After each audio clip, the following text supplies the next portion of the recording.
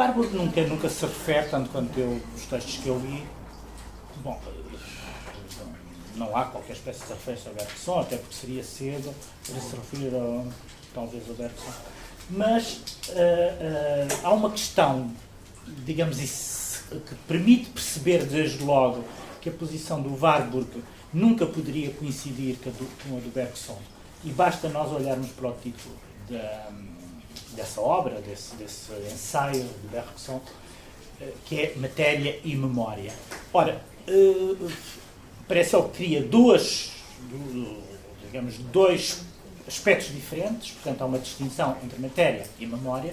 Ora, no Warburg, se há alguma coisa que o caracteriza, é a ideia de que a matéria é imediatamente memória. Portanto, nunca haveria essa distinção entre matéria e memória, porque no caso dele a matéria é, desde logo, memória. Não existe a memória sem a matéria que a veicula.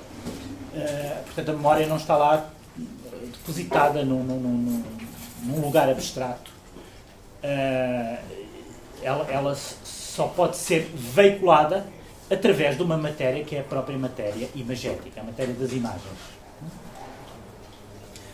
E nesse sentido, de facto, aí nós percebemos que a posição do Bergson jamais poderia coincidir com a do Warburg. Mas hoje, enfim, hoje é a última sessão. Eu gostaria de agradecer a vossa persistência e a vossa paciência para terem aguentado isto estes dias todos. E gostaria de fazer não só um apanhado geral daquilo de que falámos, fazer um pouco o balanço destas questões todas, como provavelmente entrarmos eventualmente num diálogo, se for caso disso, e se vocês tiverem perguntas a fazer ou quiserem colocar, enfim, falar sobre o que é que pensam de tudo isto. Mas antes disso, eu queria, e um pouco em jeito de balanço,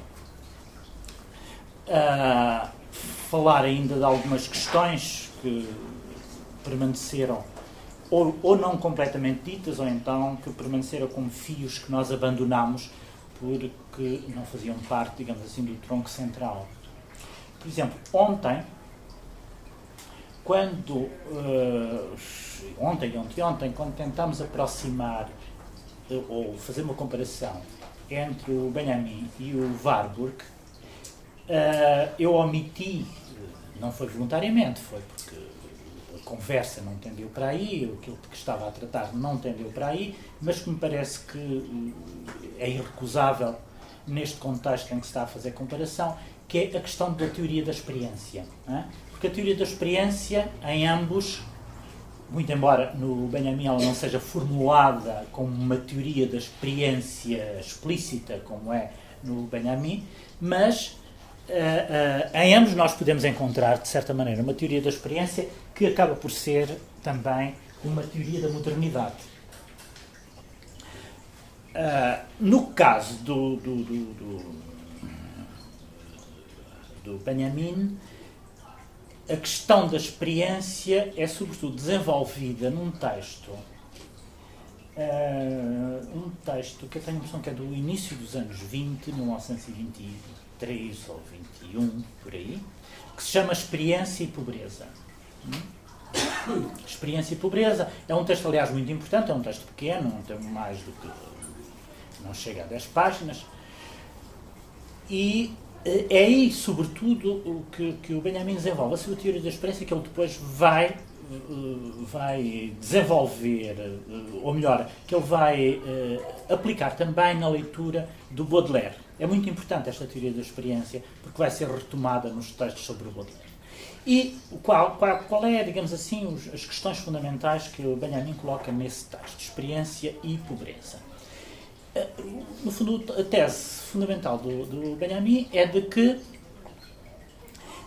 com a modernidade, chegou-se a uma nova forma de experiência que, diz ele, corresponde a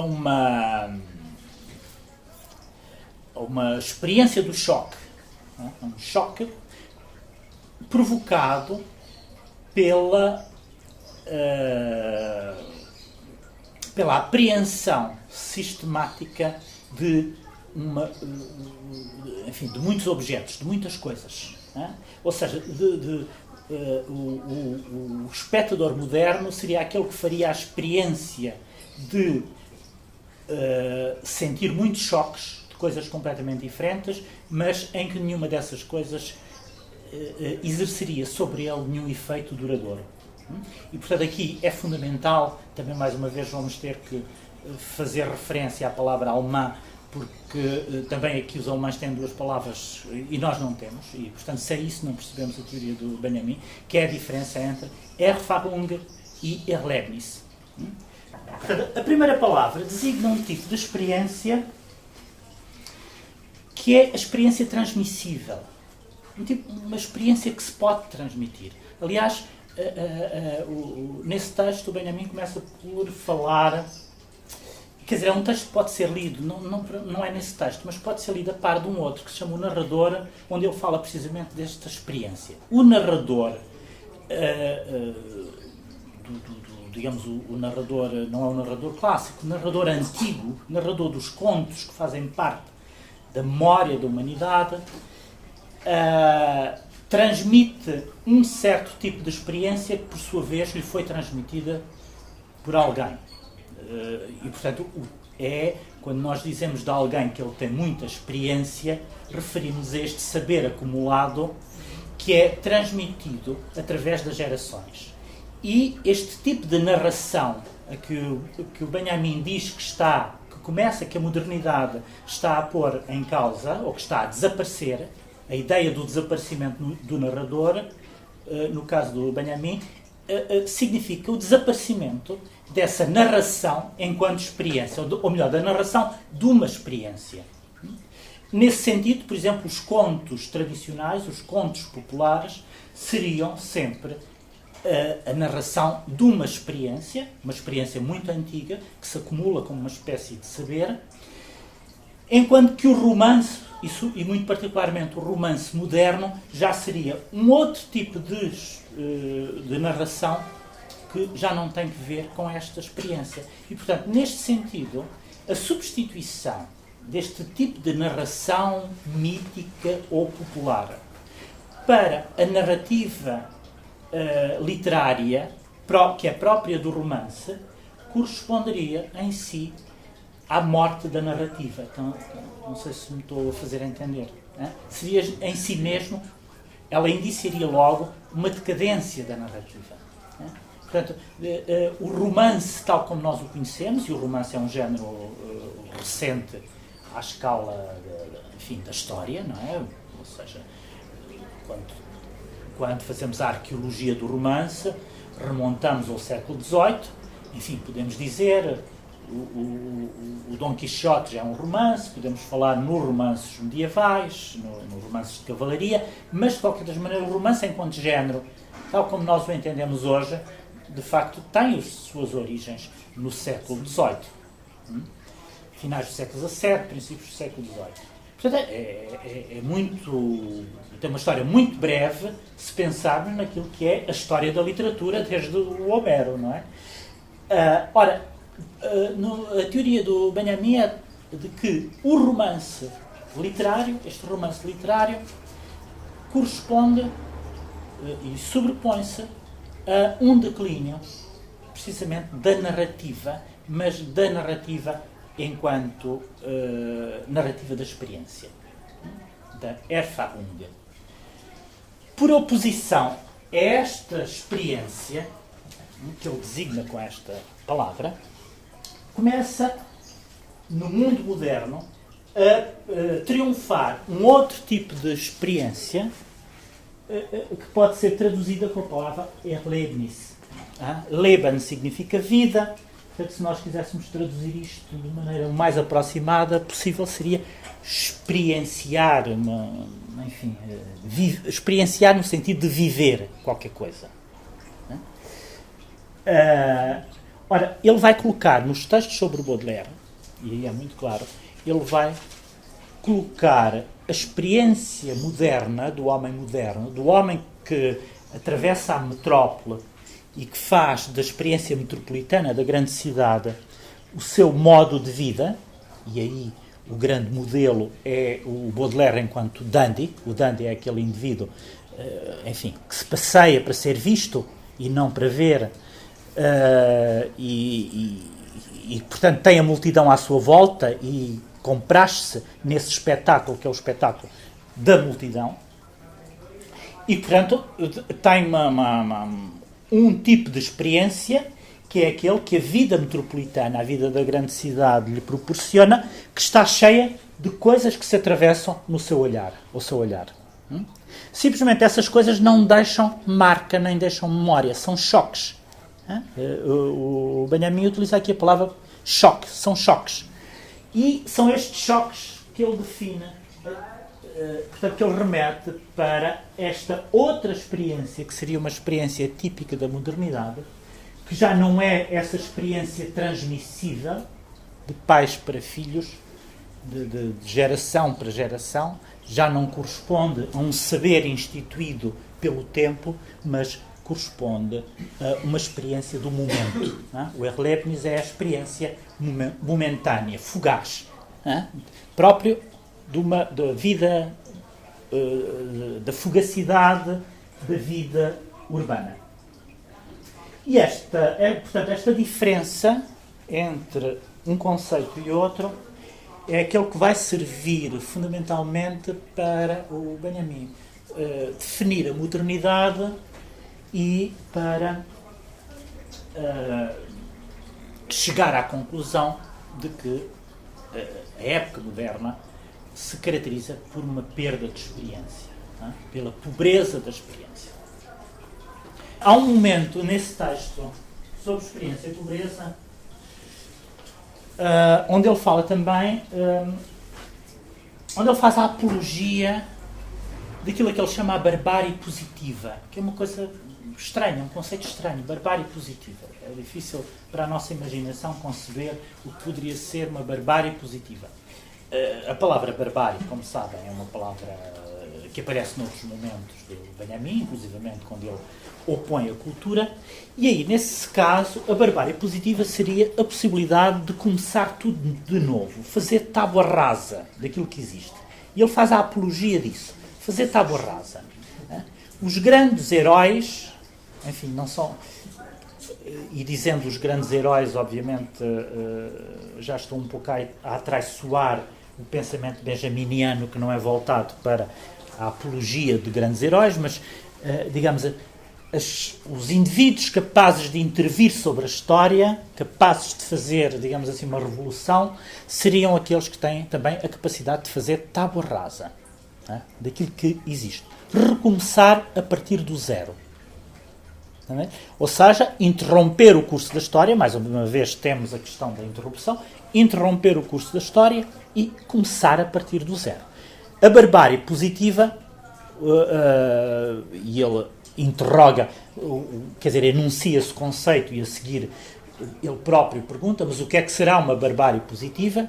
Portanto, com a consciência de estar a utilizar uma expressão um pouco paradoxal. A seguir, ele define a barbárie positiva como a possibilidade de recomeçar tudo de novo, partir do zero, fazer tábua rasa da tradição. Digamos, interromper completamente a história e recomeçar as coisas como se estivesse a assistir a um primeiro momento, um momento inaugural. Bom, evidentemente isto corresponde a um pensamento, digamos, mais ou menos revolucionário em termos também do messianismo benjaminiano, muito embora aqui ele não se refira ao Messias, mas este recomeçar tudo do zero, de alguma maneira, é também um apelo ao tempo messiânico. E aí, mais uma vez, nesse texto, ou melhor, no momento em que ele se refere à barbárie positiva, ele enuncia, dá mais um passo na formulação da sua teoria da experiência,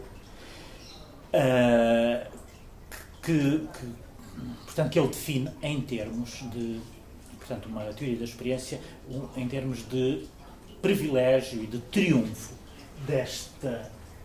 da Erlebnis, por oposição à outra experiência transmissível, dotada de uma temporalidade muito mais longa e que não corresponde a nenhuma espécie de choque, porque é precisamente aquilo que é previsível, e que é esperável.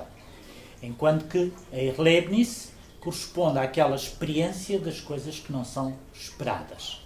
É captar tudo aquilo que é novo, captar a novidade. E nesse sentido, o homem moderno, de que o Baudelaire seria uma espécie de paradigma, estaria sempre de antenas levantadas para captar tudo aquilo que é novo. A grande novidade, ou melhor, o grande contributo do Baudelaire para uma definição da modernidade corresponderia precisamente a isso.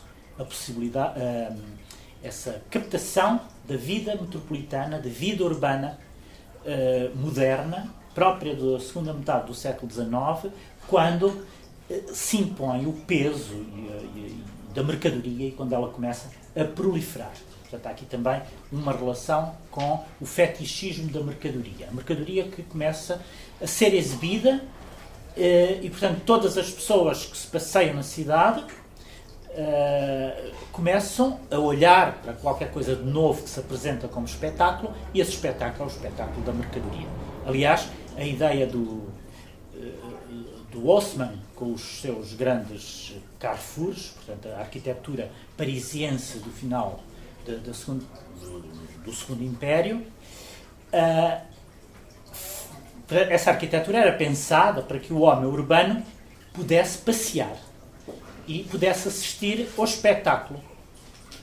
O espetáculo da mercadoria, mas também o espetáculo da multidão, de que cada indivíduo fazia parte. Portanto, o indivíduo que se passeia na cidade faz parte da multidão, ele é simultaneamente objeto do espetáculo e sujeito dele. Toda a gente, ao mesmo tempo, é objeto e sujeito desse espetáculo, que é o da multidão.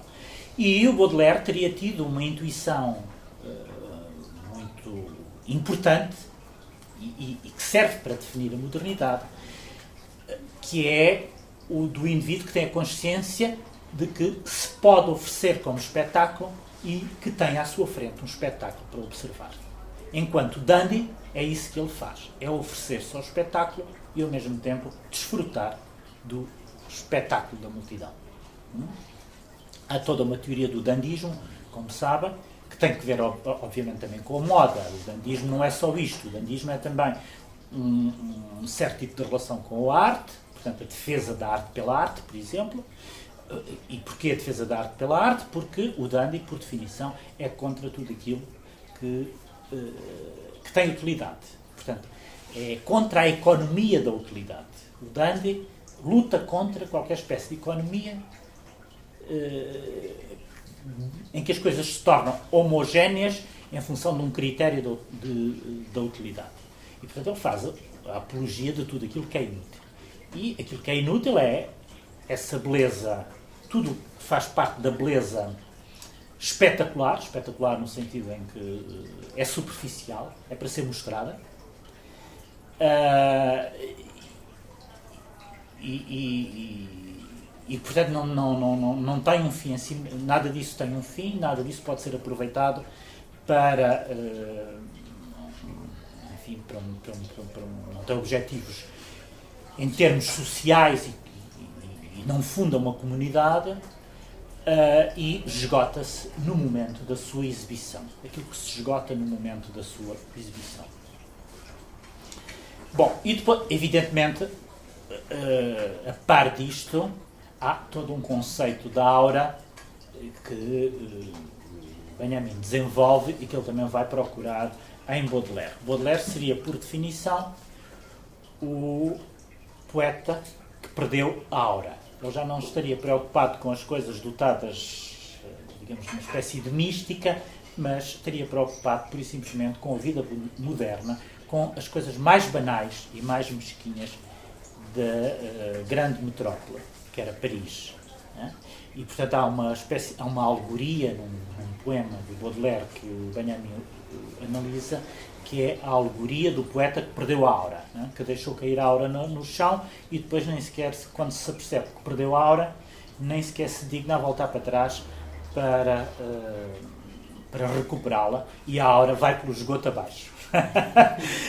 Esta seria uma boa definição do poeta moderno, cuja aura se esvaiu por um esgoto abaixo. Há quem queira ainda recuperar a aura, mas é um trabalho um pouco vão esse de querer recuperar a aura. E aqui neste caso,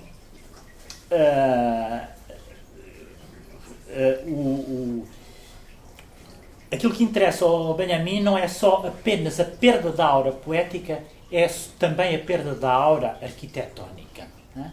As passagens parisienses, sendo de materiais como o vidro e o metal, corresponderia a uma arquitetura, que era a arquitetura muito típica da época, a arquitetura moderna, destituída de aura, ao contrário da arquitetura da pedra. Não é? Porquê? Porque o vidro não oferece segredos de nenhuma espécie. O vidro deixa ver a transparência. Deixando ver a transparência, nós estamos a olhar para cima ao vidro baço fosco como este, porque o Maurício e a Cecília quiseram que a sua, apesar de tudo, não resgatassem ou não abandonassem completamente a aura, porque isto é uma casa dedicada às artes, não é? Mesmo sem teto tem. Que? Mesmo sem teto, te digo. Mesmo sem teto. Mas há uma frase do Benjamin onde ele diz que a única arquitetura destituída completamente de aura é a arquitetura do vidro. A arquitetura do vidro. Portanto, que não tem... Quer dizer, onde nós podemos simultaneamente estar no interior, mas no exterior, mas olhar para o exterior. E no caso das passagens, tratava-se mesmo de uma zona limítrofe, de um limiar, do interior para o exterior, que não era bem interior nem bem exterior, uma vez que aquilo correspondia à passagem, a um caminho de uma rua para a outra, e, portanto, aquelas passagens, em termos arquitetónicos, tinham um estatuto ambíguo, um pouco indefinido. Não se sabia muito bem. Estava-se no exterior, mas esse exterior era um exterior protegido pelo vidro. De certa maneira. Portanto, o vidro das passagens não conseguia criar um espaço de interioridade, um espaço de intimidade. E, portanto, era um espaço público, exatamente como o espaço exterior. Ora, essa arquitetura sem aura era uma arquitetura destituída também de memória. De memória. E, portanto, sendo destituída de memória, correspondia a esta apologia que o Benjamin fez de uma barbárie positiva. Não é? Portanto, aqui a arquitetura era um elemento que confirmava essa possibilidade de recomeçar tudo de novo, recomeçar tudo do zero, fazer tábua rasa daquilo que existia. Não é? Portanto, em termos arquitetónicos, fazer tábua rasa na circunstância era construir com a arquitetura de vidro. Aliás, é curioso, depois já no princípio do século XX, tenho a impressão que em 1908, aparece um livro que se tornou muito famoso de um austríaco, que eu julgo que nem sequer era arquiteto, foi também romancista, mas é sobretudo com este ensaio que ele é conhecido, um livro que se chama Arquitetura do Vidro. Ele chama-se Scherbart, acho que é assim o nome dele.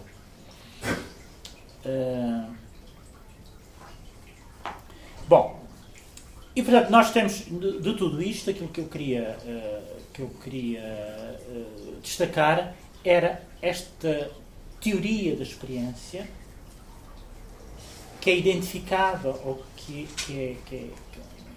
o Benjamin faz equivaler à própria modernidade, onde se privilegia não aquilo que é transmissível, uma experiência que se solidificou e se cristalizou enquanto saber, mas em que triunfa um tipo de experiência que se esvai exatamente no momento em que se adquire. Adquire-se essa experiência, mas imediatamente ela adquire-se, isto é, sofre-se essa experiência atua sobre o indivíduo, mas imediatamente ela se desaparece, porque é substituída por outras coisas. Portanto, isto é uma experiência permanente do choque. Tudo provoca choques simultâneos. E, portanto, isto corresponderia quer dizer, aquilo que seria mais representativo deste tipo de experiência, aquilo que proporcionaria de uma maneira mais eficaz e de uma maneira mais eloquente esta experiência, era as caminhadas, os passeios pela metrópole moderna, pela grande metrópole. Ora, no caso do Warburg, a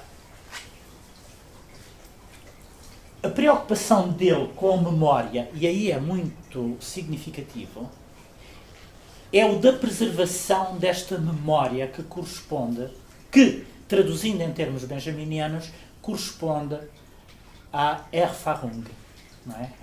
À experiência transmissível, não é? À experiência que se cristalizou como uma espécie de saber. E aquilo que o assusta, e está muito claro no final daquele texto sobre o ritual da serpente, é que no mundo moderno começa a triunfar outra experiência que, em termos benjaminianos, pode ser traduzido através da Erlebnis. Portanto, só a Erfahrung é que proporciona, permite a distância e o espaço de pensamento advogado pelo Warburg, enquanto que a outra experiência, a Erlebnis, é uma experiência da proximidade e da imediaticidade, do que é imediato. E, portanto, destrói aquilo que ele chama o espaço do pensamento, Denkraum. Portanto, aqui, mais uma vez, nós encontramos uma sobreposição, muito embora não seja na mesma linguagem, do Warburg com o Benjamin. Mas onde a atitude de cada um deles acaba também por ser muito diferente. Enquanto que o Warburg, no fundo, teme esta nova forma de experiência e tem uma concepção quase trágica da sua emergência, pelo facto dela estar a emergir em força, dela triunfar. No caso do Benjamin, também, e isto faz muito parte do tipo de pensamento dele, há um momento em que ele aponta o lado negativo dessa experiência, mas para imediatamente a recuperar, lhe dar afinal um sentido positivo. E isso traduz-se precisamente no paradoxo da barbárie positiva. Tá bem, isto destrói, mas então vamos aproveitar o que pode renascer de novo dessa destruição. E no Benjamin há sempre este movimento, esta espécie de dialética que não se traduz numa síntese, mas, pura e simplesmente, de um salto que é dado para uma outra fase completamente diferente. Não se trata da síntese, mas trata-se de um salto. Fazer um salto no tempo. Recomeçar tudo de novo. Ora, recomeçar tudo de novo era qualquer coisa que era bastante estranho ao pensamento do Warburg, que nitidamente o assustava, e que ele só poderia identificar precisamente com uma forma de barbárie. E mesmo, quer dizer, para o Warburg era mais do que isso, seria uma impossibilidade de começar tudo de novo, uma vez que o antigo estava constantemente a emergir. E, portanto, por mais que se quisesse recomeçar de novo, o antigo emergia e vinha estragar essa vontade, vinha contrariá-la, não é? Evidente, há aqui um pensamento revolucionário, se quisermos, um pensamento político no Benjamin, portanto isto pode ser traduzido em termos políticos, que não existe no Warburg. Não é? Há um pensamento, há uma teoria da cultura, mas não existe um pensamento político, no sentido em que nós podemos encontrá-lo no Benjamin. De resto, essa questão política está sempre ausente do pensamento do Warburg. Até porque, digamos, a sua concepção da história, sendo toda ela virada para o longo termo, para os percursos longos, para uma história muito longa, não é apta a fornecer qualquer espécie de instrumentos para a ação política.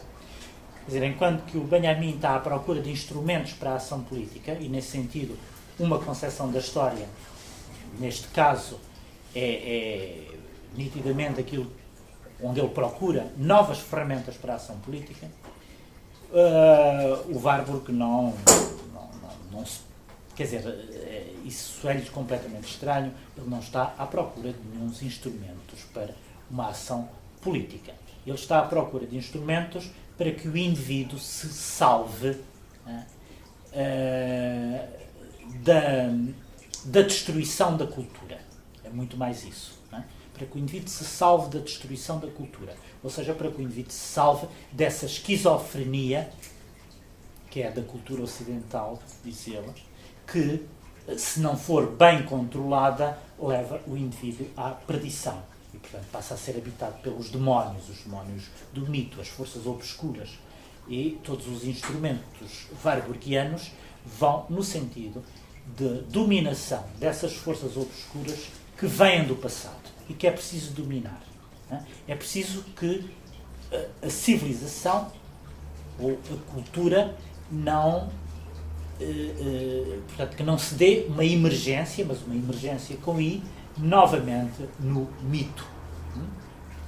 Porque ela está sempre ameaçada por isso. É uma ameaça constante e permanente. E, portanto, é necessário adquirir o poder e os instrumentos para não emergir na situação, na obscuridade mítica. E aí, nesse aspecto, é muito curioso, na biografia que o Gombrich faz do Warburg,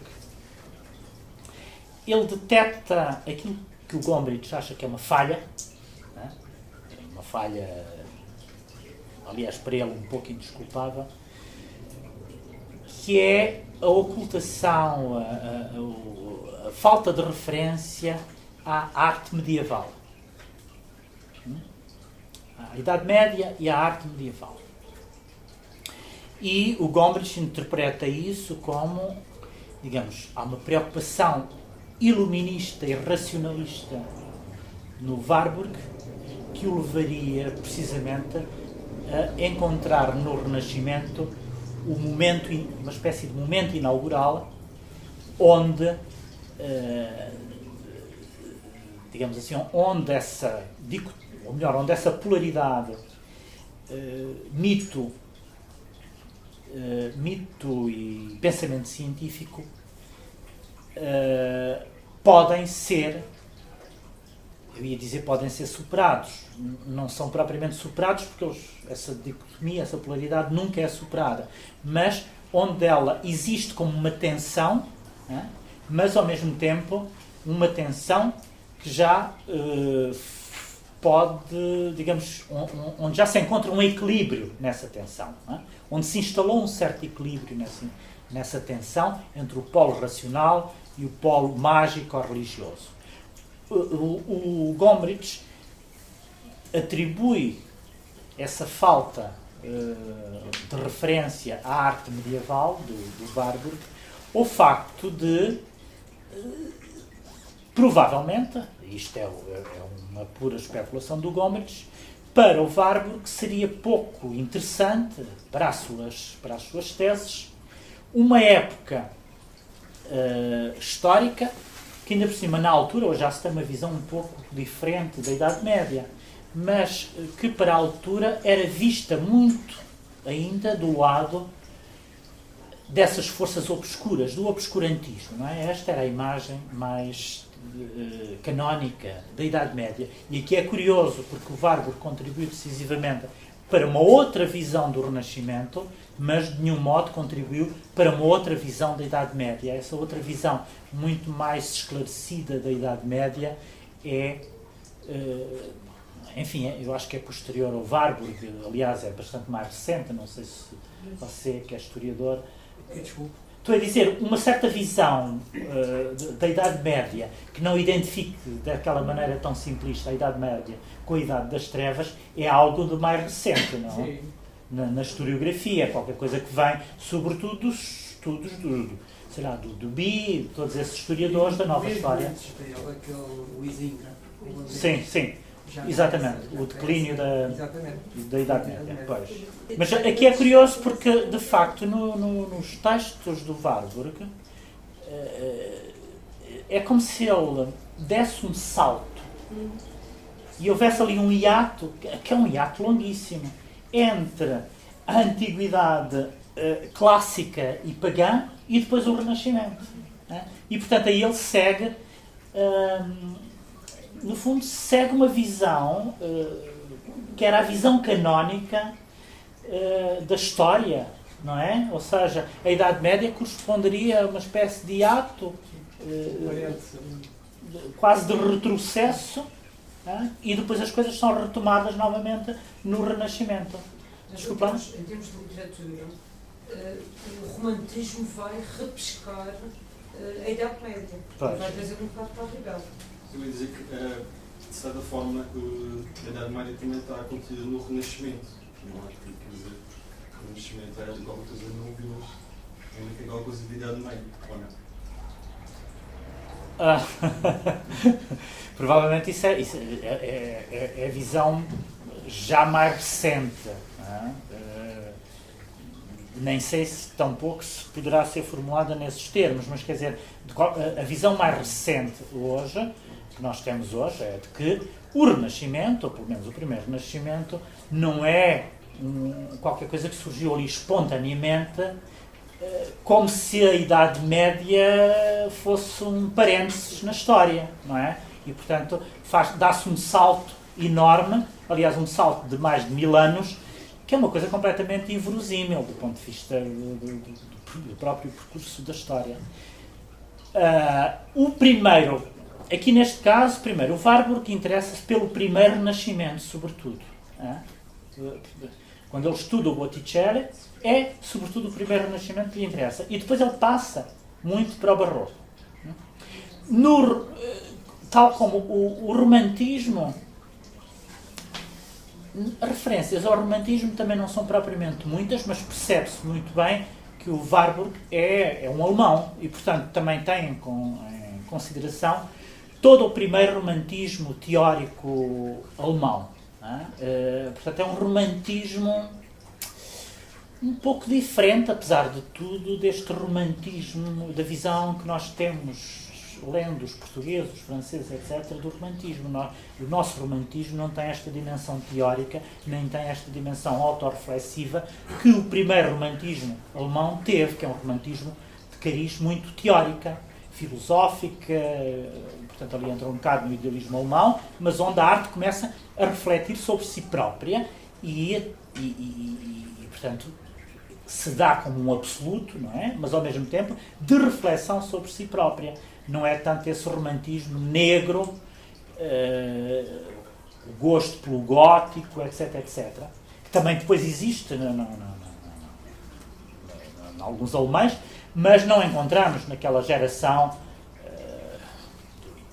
do Schlegel, do Hölderlin, etc.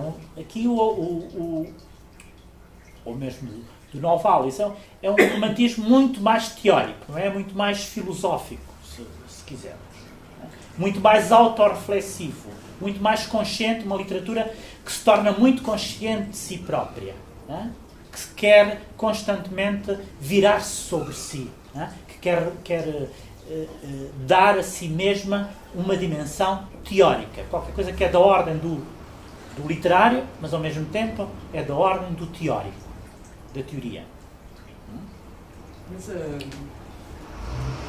digamos, a preocupação do romantismo para a Idade Média é a procura de uma legitimação histórica. A poesia tem uma origem, a classe nova tem uma origem, tem depois o nacionalismo do século XIX. Portanto, vão buscar as raízes da sua existência à Idade Média. Pronto, é isso, é essa a questão do apelar. Sim, mas, quer dizer, mas em termos estéticos é um gosto pelo Daí o romance histórico, pelo escuro. Exatamente. Portanto, em vez da luz, o gosto pelo escuro, a Idade Média fornecia o gosto pela ruína, por exemplo, pela ruína. Enfim, o gosto por tudo aquilo que constituía, que era da ordem do misterioso, e daí chega-se mesmo àquele tipo de chamados romances góticos ou literatura gótica. Enfim, basta pensar no gosto pelas ruínas próprias enfim, do início do século XIX, que levava mesmo a reconstituir ruínas onde elas não existiam, para, quer dizer, porque correspondia a um ideal estético, hein? Da ruína. Eu suponho não, tenho a certeza que o Frederico II, aquele palácio Sanssouci em Potsdam, existe lá uma ruína que foi uma ruína, que é uma ruína construída, não é? Uma ruína construída, aquela ruína foi apenas... Como? Especialmente a pintura pode transmitir o que é o romantismo. N imagens com ruínas. Pois, exato. E ruínas medievais, não? E o fragmento. E o fragmento. Vejo a figura do fragmento. Pois, a figura do fragmento. Exatamente. Mas, de facto, é só no século XX que se faz a recuperação da Idade Média.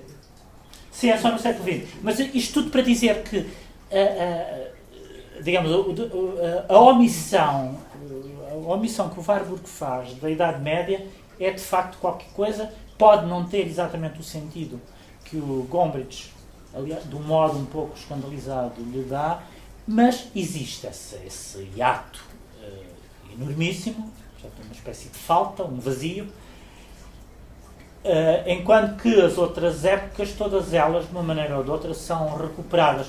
Mas aí mesmo o romantismo, é por isso que eu estava a falar do romantismo alemão, mesmo a relação do Warburg com o romantismo é muito mais pelo lado teórico do romantismo do que pelo lado da estética romântica que faz referência precisamente à Idade Média, à ruína, etc, etc.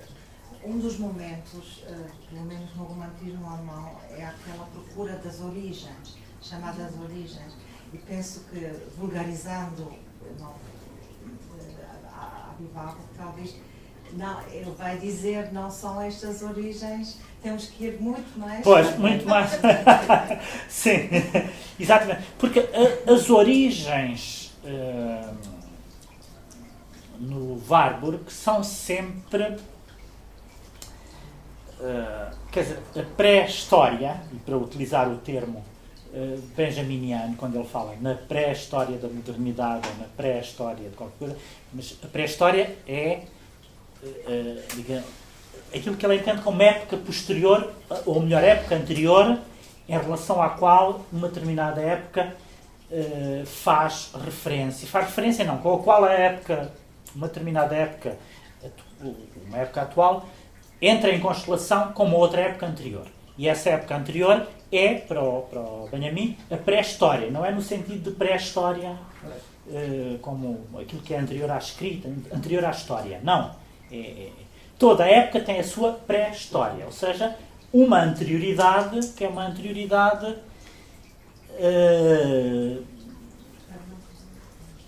anacrónica, em relação ao qual é difícil estabelecer uma cronologia, muitas vezes. E no caso do Warburg, também a anterioridade, essa pré-história,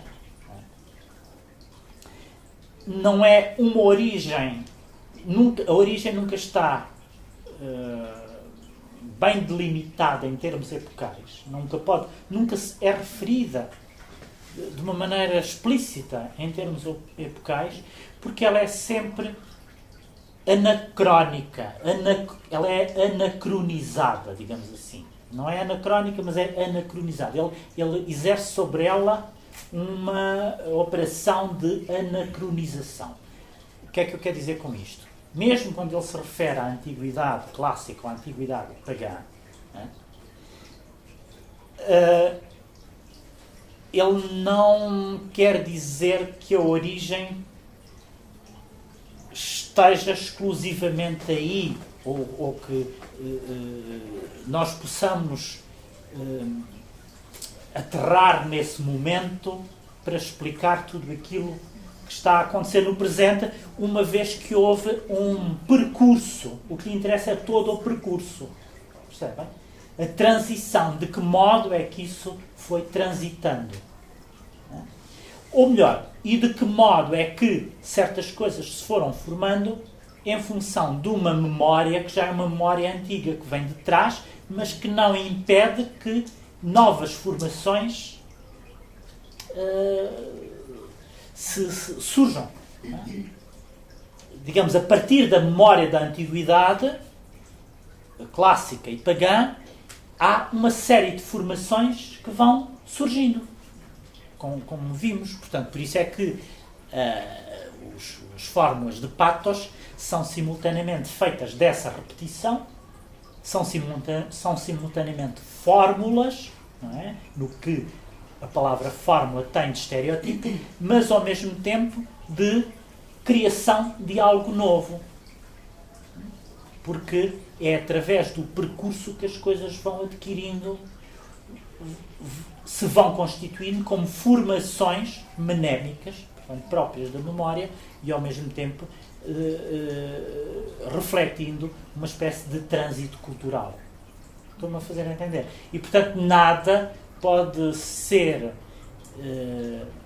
identificado, localizado, historicamente, como uma origem precisa. No Warburg não há essa origem muito precisa de coisa nenhuma. Porque essa origem, quer dizer, quando muito ele pode referir-se a uma origem para depois tentar delimitar, definir o percurso através do qual essa origem se vai transformando. Há sempre um percurso de transformação. E um percurso que é também um percurso de repetição, mas de transformação. As fórmulas de Patos não se repetem nunca da mesma maneira. Elas vão se polarizando em função da época histórica em que surgem. Mas, na verdade, neste percurso há aqui uma espécie de elo da cadeia que nele está ausente, que é a Idade Média. Não há referência, quase que não há referência à Idade Média. Quase não há. Ou não há mesmo. Tenho a impressão que não há, não posso agora garantir, mas pelo menos no dizer do, não sei, entretanto, o Gombrich também quando escreveu os textos, mas os textos de História da Arte do Warburg praticamente eram todos conhecidos. E o Gombrich trabalhava com o Espólio, era o diretor do Warburg Institute em Londres. E portanto faz detecta esta falha, para ele é uma falha quase pecaminosa, e que ele atribui a uma espécie de visão ideológica quase, e de tentativa de ocultação de um momento da história, porque ela não lhe serviria para defender as suas teses. É mais ou menos isto que o Gombrich acaba por dizer. Não sei se será exatamente assim, não vou agora discutir essa questão, mas é o que acontece. Outra questão essencial no Warburg, tendo em conta os seus contributos para uma estética moderna, e essa parece-me ser um filão importante no Warburg, e aqui eu gostaria de sublinhar uma coisa. Provavelmente, em certos momentos, tal como eu tentei explicar, em jeito um pouco de divulgação e passando apenas por questões que são essenciais, mas tal como eu tentei explicar o Warburg, vocês podem às vezes ficar com a ideia que ele surge como um ovni num universo com o qual não existe mais quase nada que tenha relação com ele, ou seja, uma teoria completamente estranha. Não é exatamente assim, espero que não tenham ficado exatamente com esta ideia. Se nós quisermos procurar no seu tempo, até mesmo no seu tempo, referências, umas mais longínquas, outras mais aproximadas, para todos os seus conceitos, encontramos. Seja o conceito de polarização, seja o conceito de empatia, seja o conceito de fórmula de patos, seja a sua própria teoria da memória. Não é? E de resto nós vimos aqui. Portanto, que vem desde o Zeman, passando pelo Freud e por aí fora. Há um conceito muito importante que estava a ser desenvolvido na altura, de Kunstwollen, que é importantíssimo para nós percebermos a questão da fórmula de patos. Bom, e portanto o Warburg dialoga com todo o pensamento da época. Simplesmente ele dialoga com coisas muito variadas em termos disciplinares. Aí é que está a grande questão. Não é?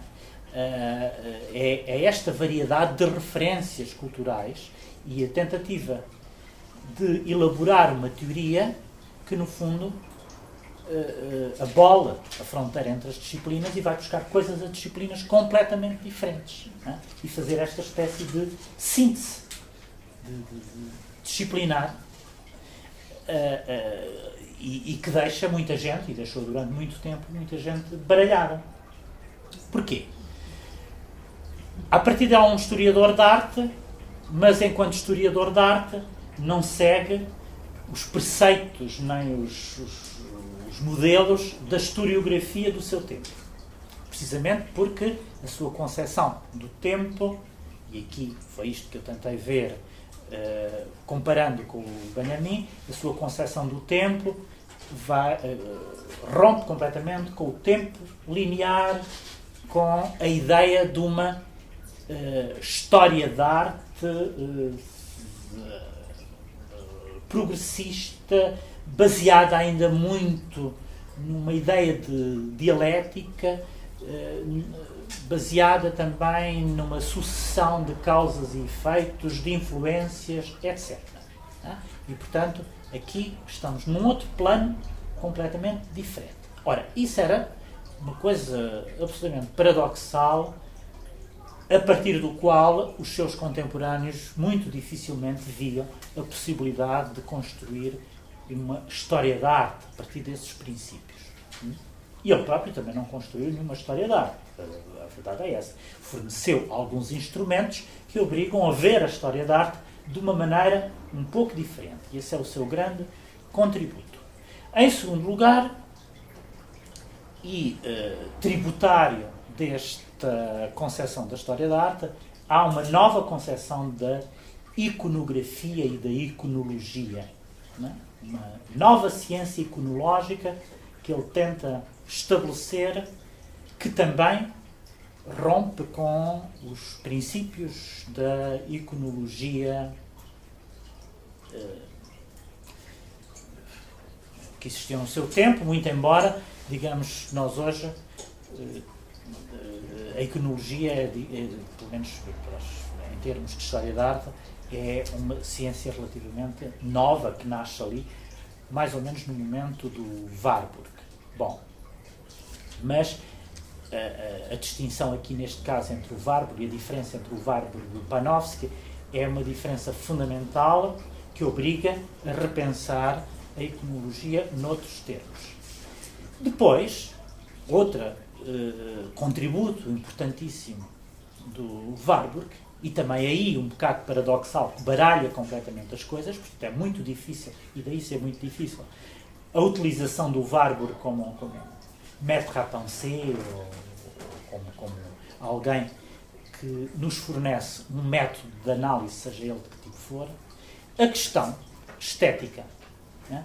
Ou seja, como é que o Warburg entronca na estética moderna, tal como ela tinha sido construída a partir do século XVIII, ou seja, a partir do Baumgarten. E que depois encontra um momento fundamental de estabelecimento das suas categorias mais modernas no romantismo, né? E sobretudo no romantismo alemão. Bom, é difícil aqui de estabelecer coordenadas e de encontrar relações muito diretas entre esta estética tradicional, enfim, da estética moderna, do Baumgarten, passando pelo Kant, Hegel, etc., os românticos e depois o Hegel, e a estética que chegou até à teoria moderna da arte e às vanguardas. Como é que o Warburg dialoga com isto? De uma maneira um pouco estranha também. Em primeiro lugar, ele destitui a estética da sua autonomia. Ele destitui a estética da autonomia. Ora, a estética tinha nascido no século XVIII precisamente com essa reivindicação primeira de disciplina autónoma, da autonomia da arte.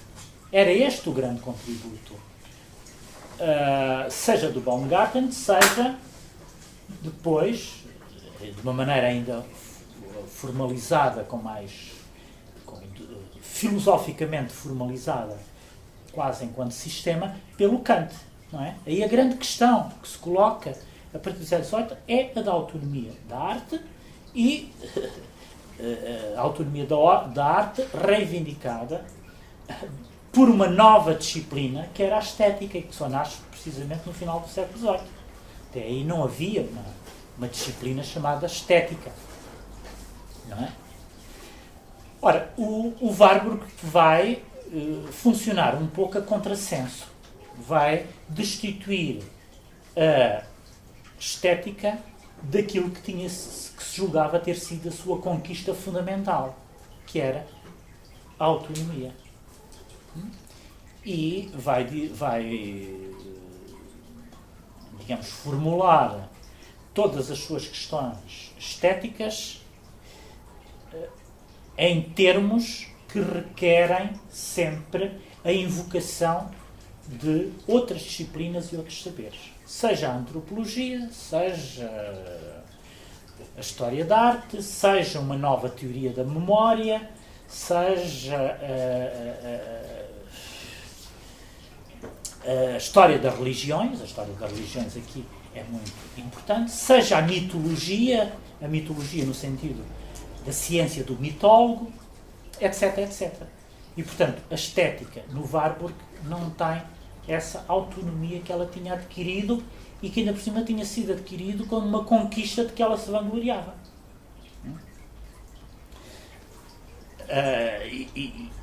E ao mesmo tempo que a estética não tem autonomia, portanto, paralelo a isso, a par dessa perda de estética da autonomia, há uma condenação quase absoluta daquilo que poderia ser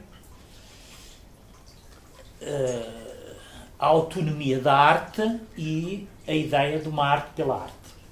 Porque as duas coisas não se equiparam. Uma coisa é a autonomia da estética, outra coisa é a autonomia da arte. Hein? Portanto, a estética enquanto disciplina nasce precisamente porque ela se dota de uma certa autonomia, portanto tem os seus conceitos, as suas categorias que lhe são próprias, passa a ser uma disciplina autónoma, como se fosse digamos assim, uma ciência. A autonomia da arte já é uma coisa um pouco diferente. A autonomia da arte nasce,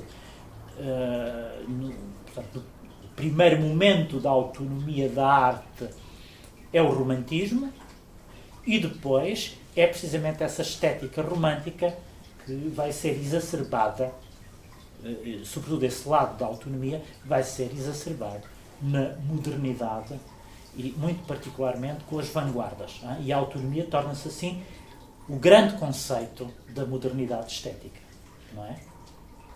Reparem, por exemplo, mesmo no Adorno, a teoria estética do Adorno, que ele escreveu e depois foi publicada postumamente, julgo que logo a seguir ele ter morrido, em 1970, mas aquilo era um curso, eu julgo que foi escrito nos anos 60. A grande questão do Adorno é o da autonomia da arte. Ainda. E daí a defesa que ele faz, no caso do Adorno, a defesa da autonomia, a questão da autonomia da arte que ele defende, leva-o, por exemplo, à defesa da arte de vanguarda. Toda a arte de vanguarda. A arte de vanguarda seria, por excelência, o tipo de arte que consegue preservar ou consegue fundar essa autonomia. E aí, por exemplo, a relação dele com a nova música e com a música atonal é muito forte, porque é a música que, segundo ele, é capaz de preservar a autonomia. Até o Beethoven já estava a ser utilizado para servir de música de fundo dos filmes feitos em Hollywood, e isso escandalizava o Adorno, como sabem, que era um puritano nessa matéria, extremamente puritano. Portanto, ele achava que era um escândalo que agora se pudesse usar o Beethoven para servir de música de fundo de um filme qualquer que ele fosse.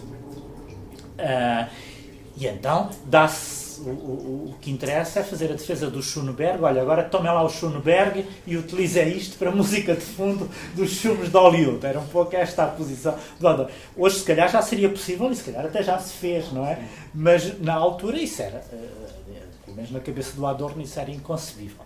E, portanto, o Schoenberg e toda a música atonal, o Albanberg, etc., do ponto de vista do Adorno, eram irrecuperáveis, porque não forneciam a harmonia necessária para que as pessoas pudessem ouvir música de uma maneira distraída. Não, aquilo feria as pessoas. E, portanto, ninguém se conseguia... aquela música não permitia a distração, não permitia ficar-se embalado na harmonia, uma vez que tudo aquilo era dissonância. E aí ele faz aí a defesa da dissonância em detrimento da harmonia musical. E este pensamento, que é um pensamento da autonomia da arte, leva-o, por exemplo, a defender, e dois grandes, transpondo isto para a literatura, quais são os grandes escritores que o Adorno defende e acha que são os grandes escritores modernos, é o Beckett e na poesia o Celan. Na poesia o Celan. Há várias, na teoria estética, há várias referências também ao Celan. Mas sobretudo o Beckett. E percebe-se porquê. Portanto, aí todo o pensamento da arte, que não é apenas próprio do Adorno, é uma coisa que vem das vanguardas. O Adorno aqui se situa num momento de as novas vanguardas, as neo-vanguardas dos anos posteriores à Segunda Guerra Mundial, mas o pensamento das vanguardas é um pensamento da autonomia da arte, e esta é a grande palavra que serve para explicar, digamos assim, toda a grande arte do século XX. Toda a gente andava à procura dessa coisa que era a autonomia. E a autonomia era também uma autonomia não só estética, era também uma autonomia social, financeira, de todos os tipos. A arte que não deveria estar submetida ao gosto burguês, às galerias que impunham um determinado tipo de cânon de gosto, etc, etc. E, portanto, era preciso romper com isso tudo. E só se podia romper com isso tudo adquirindo a autonomia, que era também sobretudo um aspecto fundamental, uma dimensão fundamental em relação à qual a arte deveria ganhar autonomia, era em relação à esfera política. Não é? Digamos, ela só conseguia precisamente ter autonomia na medida em que se libertava das determinações políticas, fossem elas quais fossem. E aqui é curioso verificar este aspecto, porque ao mesmo tempo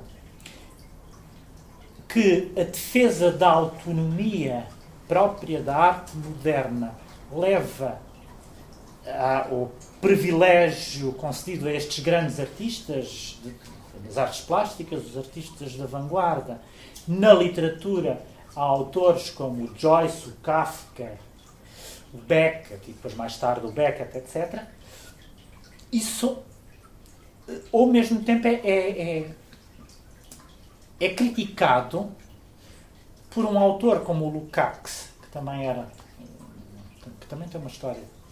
Suponho que é um nome que vocês conhecem, aquele autor húngaro, o Georg Lukács, que faz a defesa do romance realista do século XIX, pelo menos num segundo momento. Quer dizer, o Lukács é um Lukács da primeira fase, o Lukács ainda da teoria do romance, que é para aí dos anos 14 ou 15. O primeiro livro do Lukács chama-se A Alma e as Formas, e aí temos um Lukács ainda, enfim, quase metafísico. Mas depois o Lukács converte-se ao marxismo e faz a defesa do realismo, e sobretudo do realismo do século... o realismo do século XIX, do grande romance realista. O padrão literário do Lukács passa a ser o romance realista. Balzac, Zola, etc. E isso leva-o a condenar autores como o Kafka. Para ele, o Kafka, e há um texto dele sobre o Kafka e o Thomas Mann, onde privilegiou Thomas Mann sobre o Kafka, precisamente por essa razão, onde ele, no fundo, diz do Kafka que aquilo é arte decadente e burguesa. Não é? Arte decadente e burguesa, que depois são, no fundo, os argumentos que nós vamos ouvir também dos defensores do realismo socialista e do cânon, digamos, estético do realismo socialista. Os dois grandes pecados da arte moderna para o realismo socialista foi sempre ser decadente e ser burguesa. Portanto, tudo o que não fosse o realismo, tudo o que caía, por exemplo, na abstração, já era decadente e burguês. Fazemos um pequeno intervalo para descansar.